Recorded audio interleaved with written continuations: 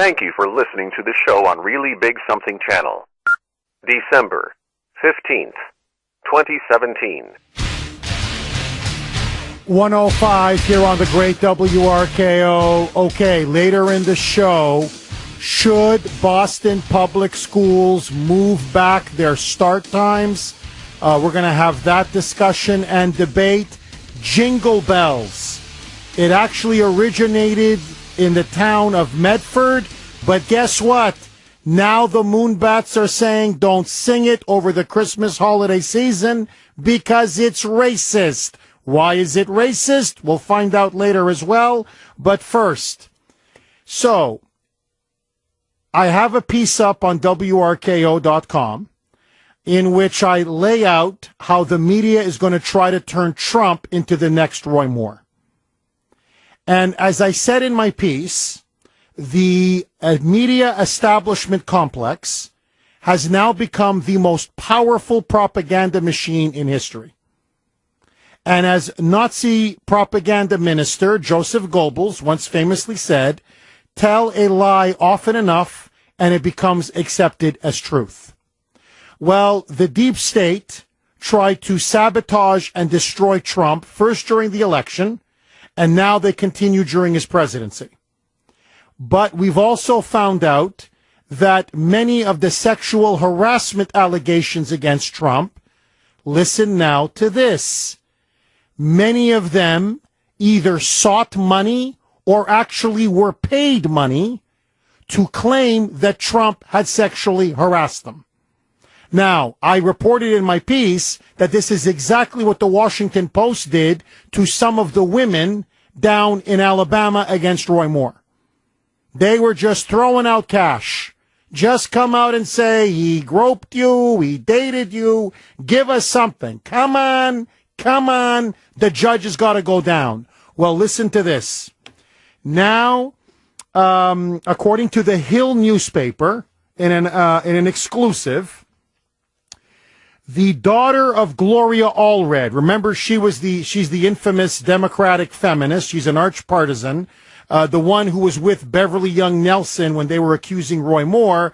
It turned out that the inscription on the yearbook was a forgery.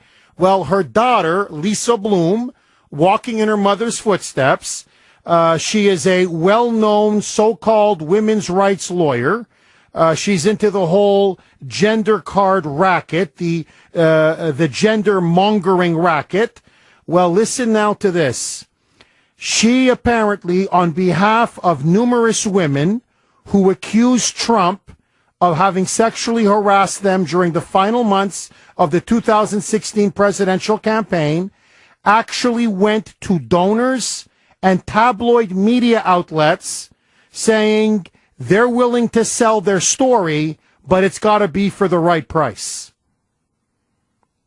And in fact, what she did was, for several of the so-called victims, she went to these TV outlets and arranged donors to pay off, in one case, one of the Trump accusers' mortgage.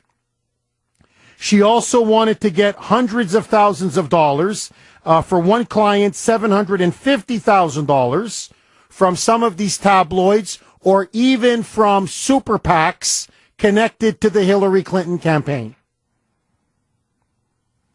And so what she did was, they have now found emails and text messages between at least several of the women that eventually came out and claimed that Trump had sexually harassed them or mistreated them 20, 30 years ago, that they went to the Hillary Clinton campaign committees, the re-elect Hillary campaign committees, saying, look, we can get these women out there, but they want money.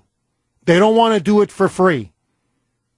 And the emails and the text messages coming back were, well, how much?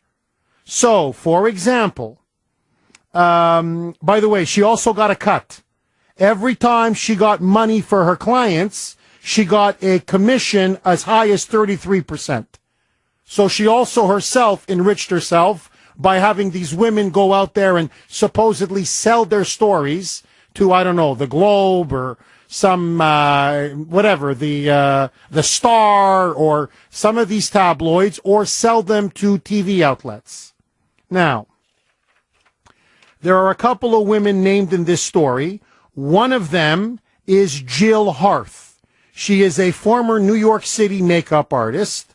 Apparently, they went to Priorities USA Action, which was the largest pro-Clinton super PAC, and said, look, she's willing to claim that Trump sexually harassed her. However, you got to get donors to pony up because she doesn't want to do it for free. And in particular, her asking price was to pay for the mortgage on her Queens apartment in New York City. The mortgage was paid for. As of according to the Hill and their investigation, that Jill Harth shows now that her mortgage was recorded as paid off, extinguished, when they checked on it was paid off and extinguished on December 19th, 2016. So several months after she made her allegation, the check obviously was in the mail, the check cleared, and her mortgage was paid off.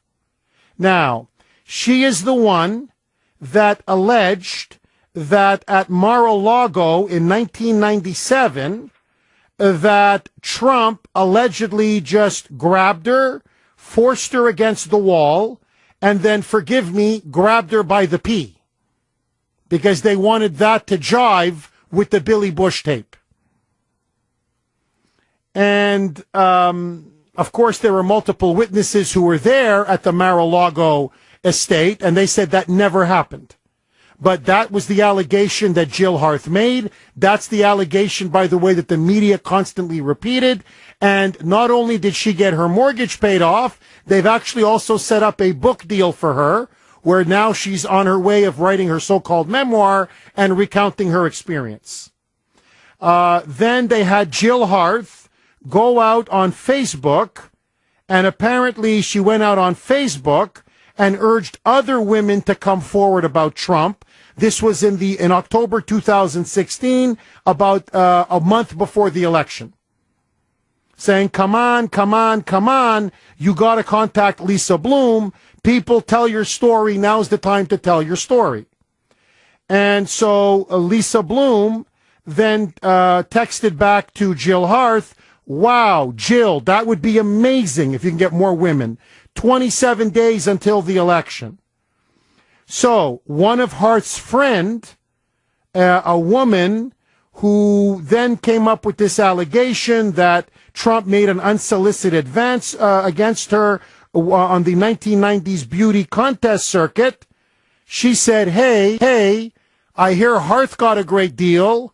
I want something similar. So Bloom texted, quote, give us a clear sense of what you need, and we will see if we can get it. Okay. So she said, well, you know, I want a really good offer. So then Lisa Bloom said, okay, how about $100,000? To which the woman then said, I'm not impressed with $100,000. You know what? Hey, quote, after thinking about all this, I need more than $100,000. College money would be nice for her daughter. So she wanted at least $100,000, plus for her daughter to have all of her college expenses paid, plus they wanted relocation fees. Bloom then came back and said, okay, I've talked to people connected to the Hillary Clinton campaign. We think we can get you $200,000.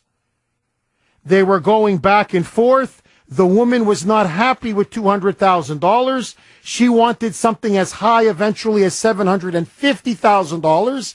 And Lisa Bloom did not have the time to get the money for her that quickly or agree to it.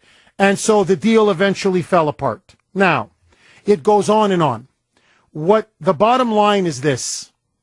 We now have definitive proof, whether it be in text messages or in emails, not all, but that some of the so-called accusers against President Trump were, forgive me for having put it like this, but that's what they are, political whores.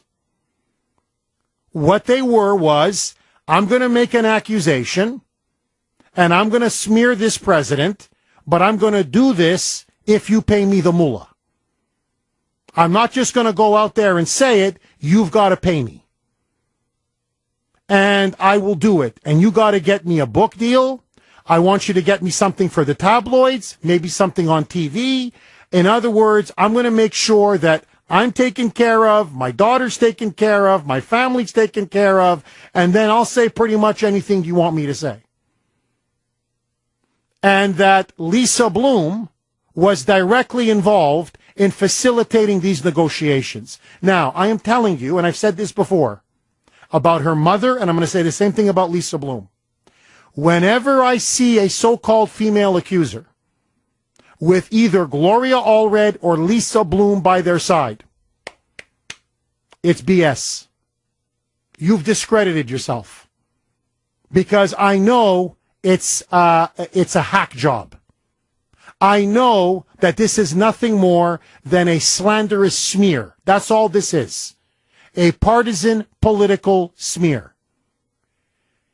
These are the kinds of people the media are dealing with? These are the kinds of people that Hillary and the Democrats are dealing with?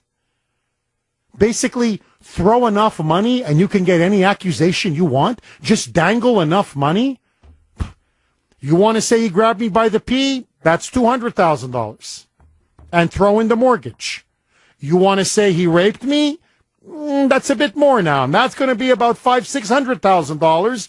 Throw in the mortgage, and I also need relocation fees. And throw in a gym membership as well. Okay, throw that in. Lifetime gym membership. I mean, there's almost like a hierarchy. So it depends on the allegation, and on the allegation, that's how much we pay. Are you freaking kidding me? No, really, honestly, are you kidding me? And this, to me, goes to the heart of the matter. They are out to destroy this man, no matter what. And I am sounding the alarm bell, because the hashtag #MeToo movement is now being perfectly designed to eventually bring Trump down, because the dangerous precedent that is now being set, and I want to be crystal clear about this, I generally am sympathetic to the women. I am. My tendency is always to believe the women, okay? Because I know that actual sexual abuse and harassment occurs on the workplace. I know that because I defended women throughout my career. Whether it be here, whether it be at the Washington Times, whether it be at McGill, all throughout my career. However, what is now happening is that we're now seeing a culture of anonymous smears. A culture almost like the Salem witch trials, where a simple accusation is now accepted as proof, and it is enough to destroy somebody's career or their entire life work. Now, look, Tavis Smiley from PBS, okay, prominent African-American liberal leftist commentator. I don't care for Tavis Smiley. I don't care for his politics. I don't care for his sycophantic support for Obama or his rabid never Trumpism. I don't agree with Tavis Smiley on anything. PBS just fired this guy. And he went to Facebook, and when you actually read the Facebook, so they fired him based on an anonymous accusation. They won't even tell him when it occurred or what really happened or any of the circumstances, but because of an anonymous accusation, PBS said, you know what, you're gone. And as Tavis Smiley said, whoa, hey, I never got due process. I never got to face my accuser. I never got to know her name, know the date, know exactly what I'm being accused of, just some general sexual misconduct. It's, by the way, the same thing that happened to Garrison Keillor. However, look, I don't care for him. Big NPR lefty. I don't care for him. He's gone. And to this day, we don't even know why. Just, allegations of sexual misconduct. Okay. What allegations? When? Where? By who? Nothing. Gone. Poof. Poof. He's been destroyed, vaporized. Now, I want to ask you this, all of you. How would you like it? And it doesn't matter. A woman now has gone down in flames in Kansas. It's affecting women. So a Democratic woman, a candidate for Congress, apparently was accused of sexual harassment 12 years ago. This came out, and basically now she's had to drop out of the race. So it's affecting women, not just men now. It's spreading. Let me ask you, how would you feel if you lost your job, your reputation, and your career went up completely in smoke because somebody anonymously said that you had sexually harassed or molested or mistreated them? What would be your reaction? You don't even know who the person is. You don't know the identity. Well, who's making this accusation? We can't tell you. Okay, what did I do? Can't really tell you. When did this happen? Where did this happen? I can't really tell you. And your life's work is gone. Your career finished. Your reputation stained in tatters. This is not America.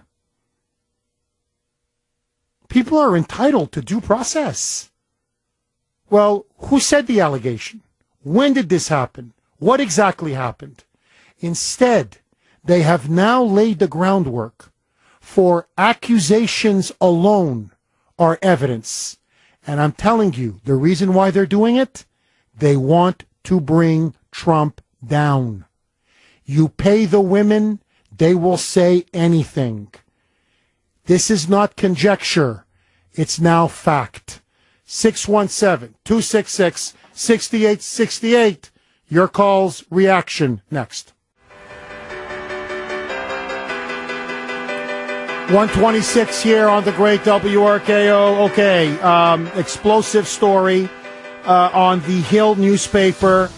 Gloria Allred's daughter, the ambulance chaser herself, Lisa Bloom, you know, the apple doesn't fall too far from the tree, now has been shown in emails and texts and documents to have offered, in fact, hundreds of thousands of dollars to some of the Trump accusers.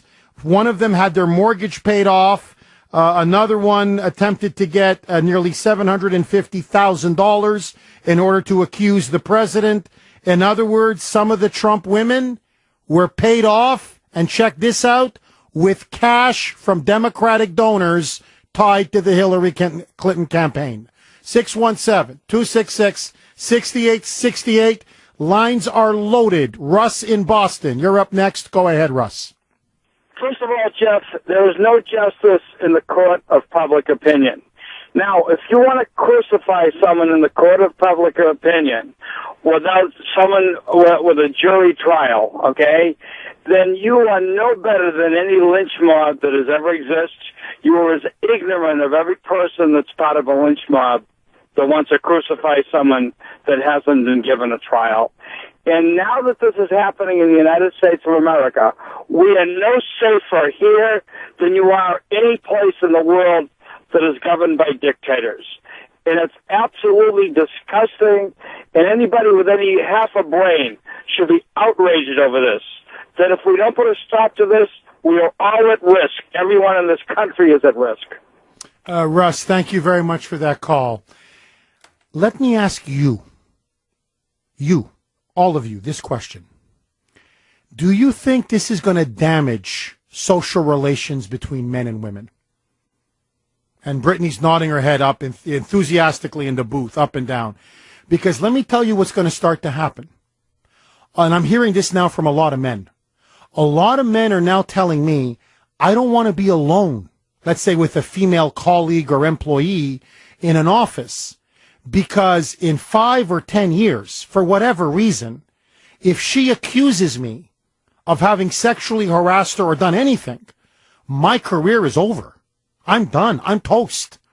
Because the automatic instinct now is to just simply believe the accuser without any due process whatsoever. And so what's going to start to happen is men are just, well, already I'm hearing a lot of men saying, I don't want to be alone with a woman. I don't want to be alone with her in an office or in any place. But even more than that, a lot of men, I'm not just talking about now in office spaces, I'm talking just in generally, a lot of men are saying like, well, if I approach a woman and say, hey, you're attractive, I'd like to take you out for a drink, or, I want to go out, or we, date, or can we have dinner, or whatever, she may say, well, he propositioned me inappropriately, or he made me feel uncomfortable, or whatever, and so I may be accused of sexually harassing her. So what's going to happen is you're going to start to destroy relations between men and women because there are no more ground rules. Because suddenly everything is harassment. Everything. So let me ask you, are you afraid to be alone with a female colleague, female employee? Number one. And to the women, to you, do you feel that men may start turning away from women because they're going to feel in some ways that they could be destroyed by an anonymous or any kind of an accusation? Is this going to damage relations between men and women? Is this, in fact, going to hurt women in the long run because they're alienating so many men? 617-266-6868.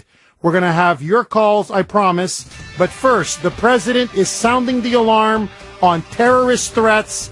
Evan Heidenrich is in the WRKO newsroom where he has those details. What is the president saying? Evan. 136 here on the great WRKO. Okay, my friends, I'm telling you, Santa Claus just came early. I've been saying this now for a long time.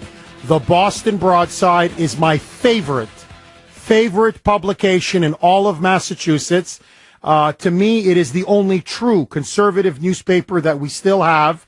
By the way, even if you're in New Hampshire, they also cover a lot of stuff in New Hampshire. But it is a really, really very good publication. So be the sixth caller right now. 617-931-1680. 617-931-1680. And you will win an annual subscription to the Boston Broadside. It's part of our WRKO box office giveaway. It's you get 12 monthly issues of Boston's only conservative newspaper. You can also find out more at bostonbroadside.com. I have a regular column that I write for them. Furthermore, when it comes to exposing DCF, illegal immigration, welfare fraud, EBT abuse, you name it.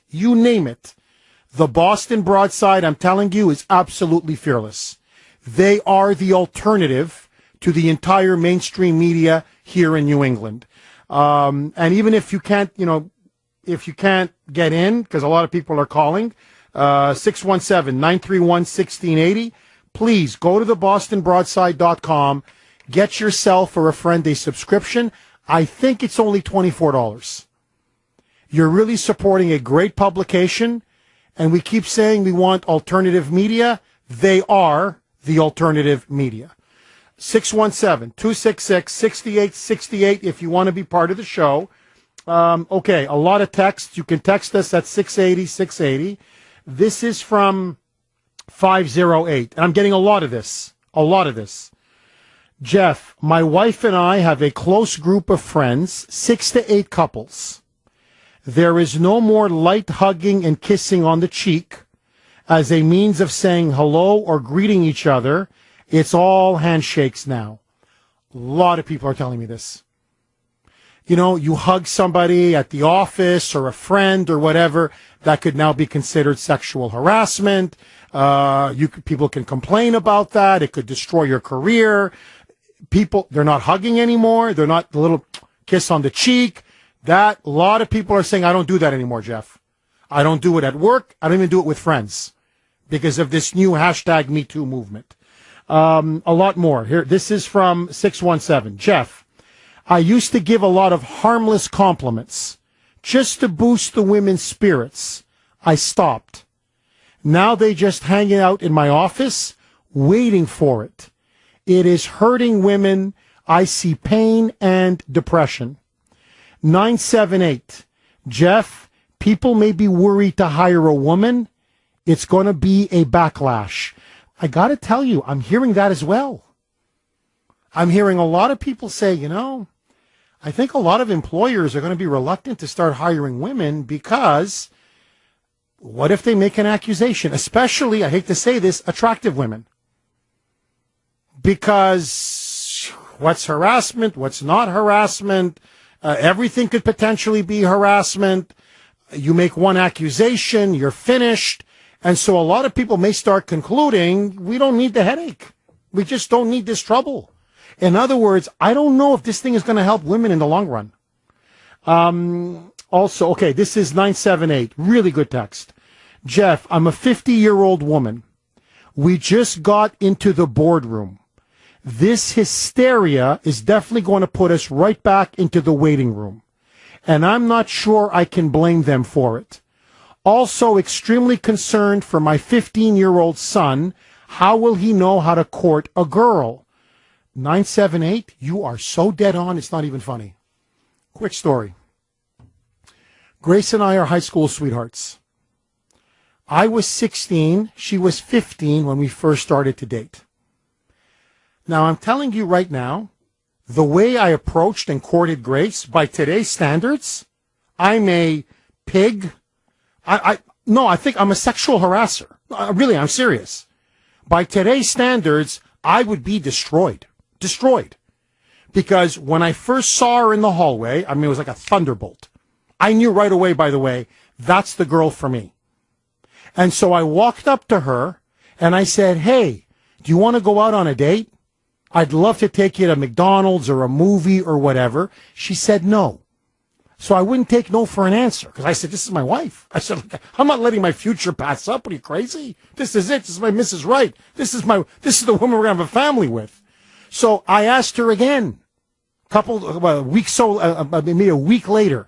I said, come on, you got to give me a chance. Come on, you got to go. You don't know what you're missing. Trust me. She said no. I then somehow got her number from her friend, and I called her at the house. And I remember the father first picked up, and he didn't know who I was. He was like, hello. He's Italian. I'm like, can I speak to Grace, please? And his shtick was to scare off the boys. He breathed like really heavy and have you just sit there for like 10 seconds waiting. I'm thinking, is he going to pass the phone or not? And he'd go, okay. And then I would hear in Italian, Graziella. Her name is Graziella in Italian. So he'd like bark out. She would come down, hello. And then she was shocked. What are you doing? How'd you get my number? I said, no, look, one of your friends gave it to me. And are you sure? Come on. A drink. Can't we do anything? See a movie, please? Anyway, long story short, I finally said I got to give her one last call. Called her up on a Saturday night. Thank the Lord the father didn't pick up because I think he would have hung up on me because I kept pestering him. She got on the phone, and I went on for 20 minutes on this speech that when I saw her, she was the woman of my dreams. That I had a dream about her, that she and I are going to get married. And I said, look, you're going to miss the opportunity of a lifetime. This is your destiny. So I said, you and I are going to get married. So either you date me now or you date me later. And she told me that she was so won over by just how I wore my attraction to her. I don't know how else to put it. Brittany says she would have hung up on me. She was just so overwhelmed with honestly just my passion, just the way I just sort of laid it out there for her, that she said, okay, I'm going to give him a chance. Like, this guy really, he seems to know what he's talking about. And so we went out on a date, and as they say, it's all she wrote.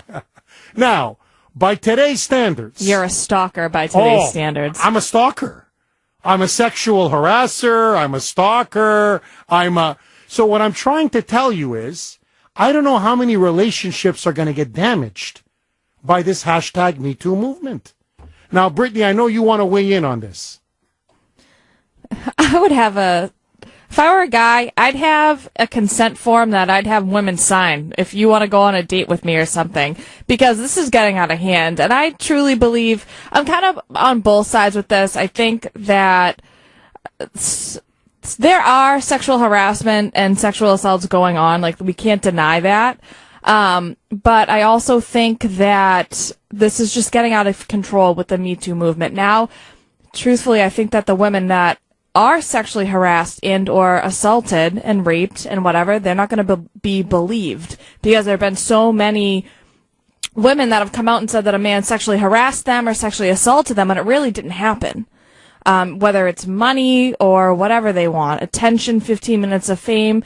So I think the people that are really going to be hurt by this are the women that are really raped and assaulted and sexually harassed. I agree with you. Because no one's going to believe them anymore. I agree with you. So we need to take a look into our culture now and figure something out, raise the men to respect women and women to respect men. And that's another thing. Growing up nowadays, it's really hard, especially, when there's one parent or whatever. So, and with the cell phones, people don't even pay attention to their kids anymore. They're on their phones and Twitter and Facebook and everything else. Right. You're completely right.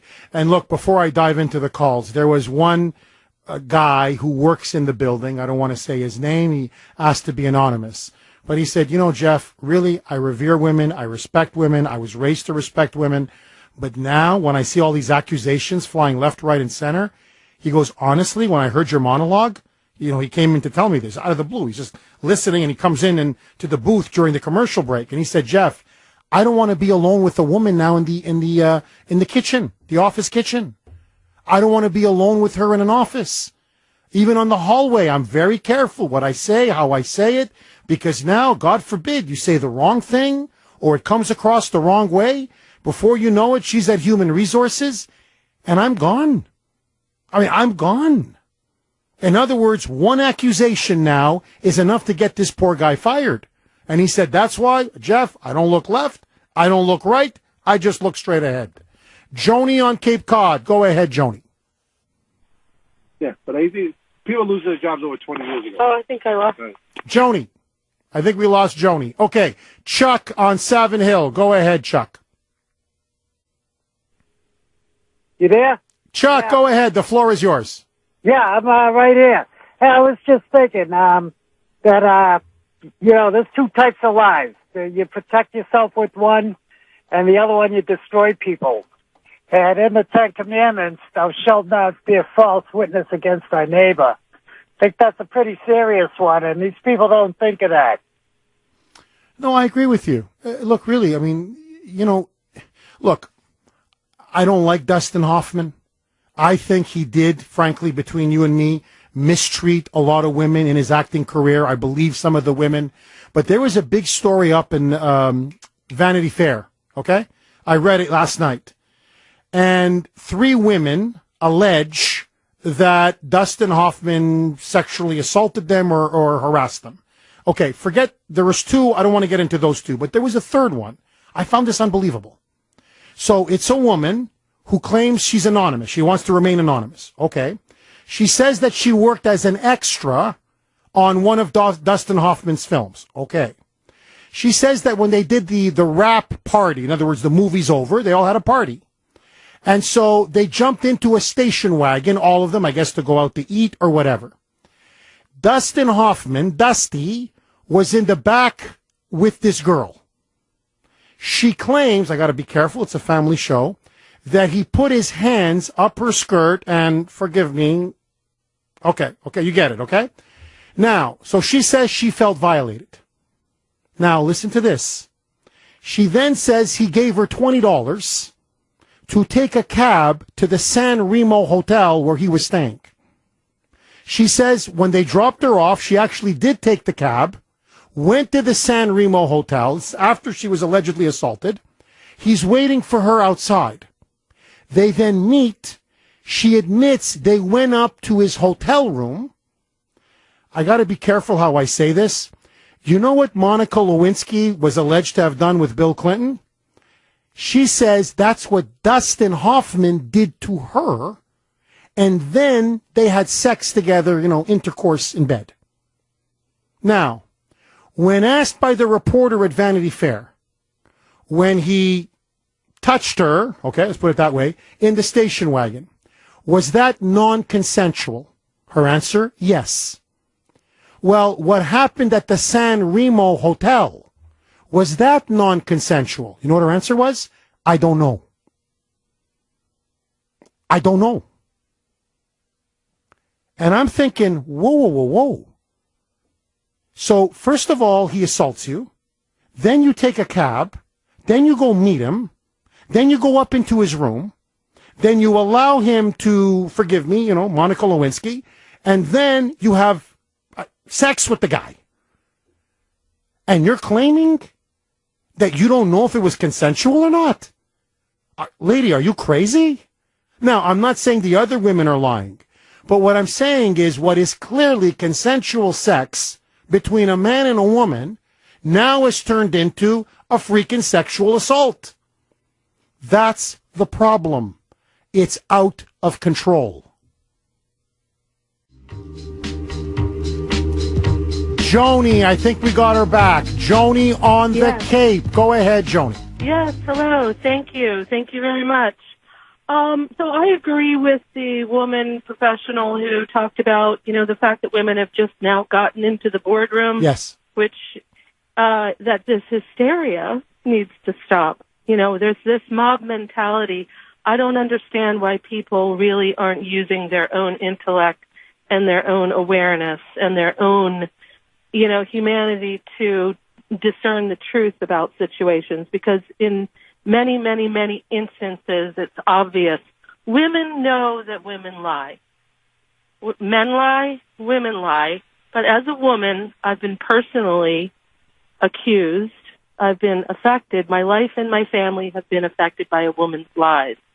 It was a little different. It was without getting into details, more of a situation of a divorce and a woman lying and destroying family members because of lies. And people just need to really see that, number one, I'm sorry that I'm a little off point, because I know this is about sexual harassment. No, I understand that.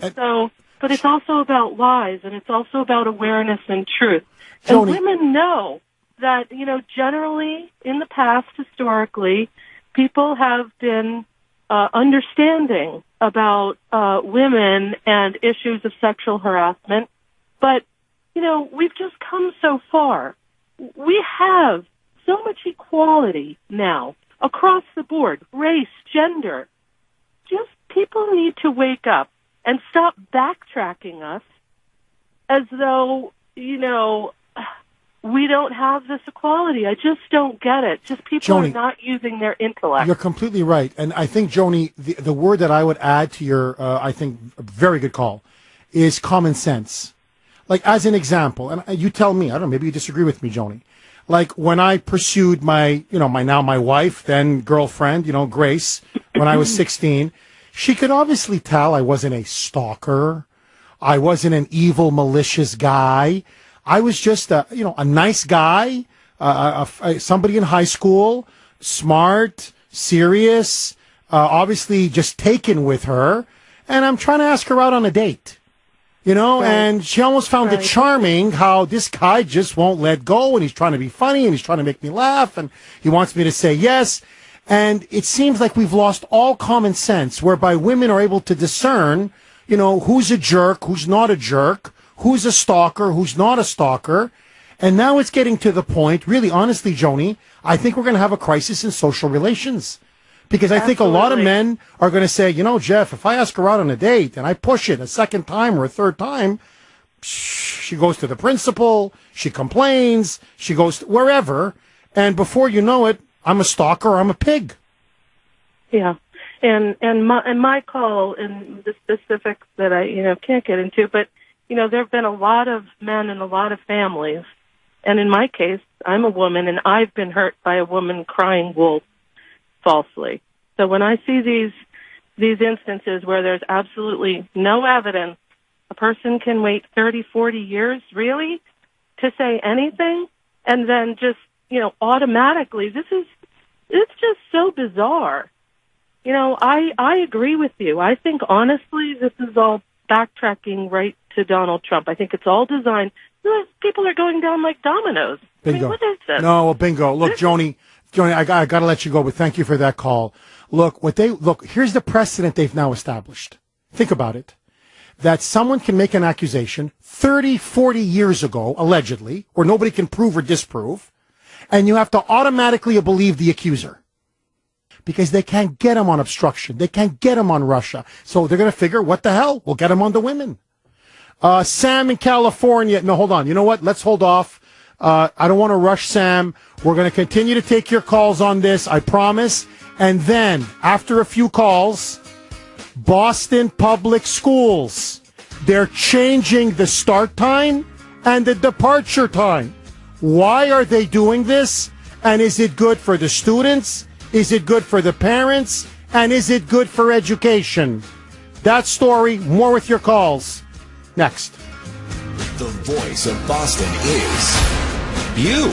680 WRKO Boston, 93.7 WEEI HD2 Lawrence, Boston. It's 2 o'clock.